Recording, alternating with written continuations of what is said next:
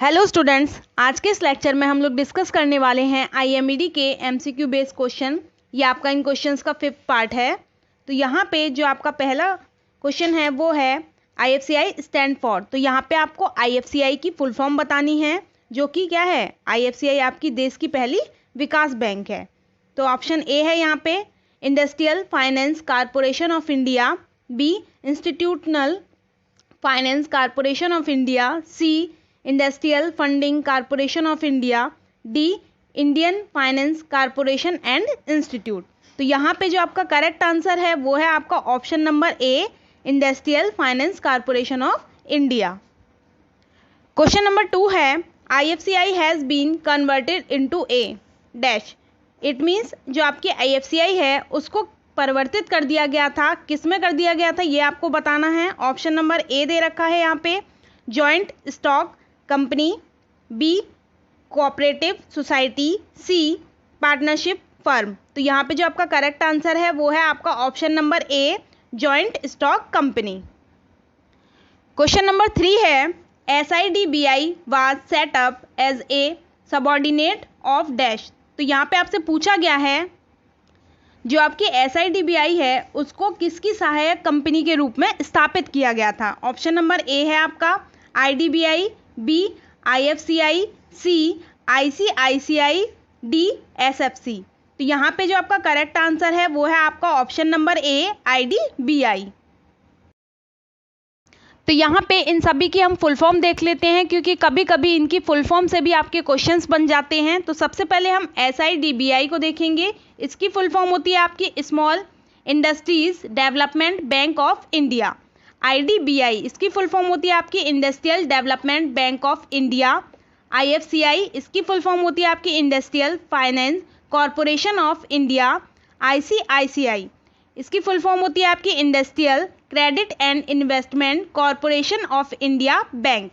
SFC इसकी full form होती है आपकी state financial corporation. Question number 4 है आपका which of the following is a function of SIDBI। तो यहाँ पे आपको बताना है जो ऑप्शंस आपको दे रखे हैं उनमें से कौन SIDBI का फंक्शन है। ऑप्शन नंबर ए है आपका extension of seed capital, B discounting of bills, C providing factory services, या फिर D all of the above. तो यहाँ पे जो आपका करेक्ट आंसर है वो है आपका ऑल ऑफ द एबव, क्योंकि यहाँ पे ये तीनों ही क्या हैं, SIDBI के फंक्शंस हैं। तो यहाँ पे हम SIDBI के फंक्शंस को थोड़ा डिटेल में देख लेते हैं, जिसमें आपका पहला पॉइंट है जो आपका SIDBI होता है वो उन लोन्स को रिफाइनेंस करता है जो फाइनेंशियल इंस्टीट्यूट द्वारा किसी स्मॉल स्केल इंडस्ट्रीज को दिया जाता है। सेकंड पॉइंट यहाँ पे है कि जो आपकी स्मॉल स्केल इंडस्ट्रीज होती हैं उनके लिए SIDBI क्या करता है, मार्केटिंग चैनल्स उपलब्ध कराता है, जिससे कि आपकी जो स्मॉल स्केल इंडस्ट्रीज हैं उनका जो आपका सर्विसेज हैं, उनका जो आपका माल है वो इजीली मार्केट तक पहुंच सके। तीसरा पॉइंट है आपका जो आपका SIDBI होता है वो स्मॉल स्केल इंडस्ट्रीज को फैक्टरिंग और लीजिंग जैसी सर्विसेज प्रोवाइड करता है। फोर्थ पॉइंट है आपका जो आपका SIDBI है वो आपका अर्ध सरकारी जो क्षेत्र होते हैं मीन्स सेमी अर्बन एरियाज, उनमें स्मॉल स्केल इंडस्ट्रीज में रोजगार के जो अवसर होते हैं उनको बढ़ावा देता है। फिफ्थ पॉइंट है आपका जो आपका SIDBI है वो आपकी स्मॉल स्केल इंडस्ट्रीज को वर्किंग कैपिटल और लोन के रूप में सक्षम बनाता है। तो यहाँ पे ये आपके फंक्शंस हो गए आपकी SIDBI के। क्वेश्चन नंबर 5 है SFC is prohibited from granting financial assistance to any companies whose aggregate paid up capital exceed dash. It means SFC को किसी भी कंपनी को फाइनेंशियल सहायता देने से मना किया गया है जिसकी आपकी कुल पेड राशि जो है वो डैश से अधिक हो। Option A 1 crore, B 2.5 crore, C 2 crore, या फिर डी 2.5 करोड़। तो यहाँ पे जो आपका करेक्ट आंसर है वो है आपका ऑप्शन नंबर ए 1 करोड़। तो इस तरीके से अगर किसी भी कंपनी की जो आपकी पेड कैपिटल है वो 1 करोड़ से अधिक है तो आपकी जो SFC है वो उसको फाइनेंशियल सहायता नहीं देती है। क्वेश्चन नंबर 6 है SIPCOT financial assistance is in the form of dash. It means SIPCOT की जो आपकी फाइनेंशियल सहायता होती है वो किस रूप में मिलती है। Option A term loan, B seed capital scheme, C underwriting the capital issues, या फिर D all of the above. तो यहाँ पे जो आपका करेक्ट आंसर है वो है आपका option number D, all of the above.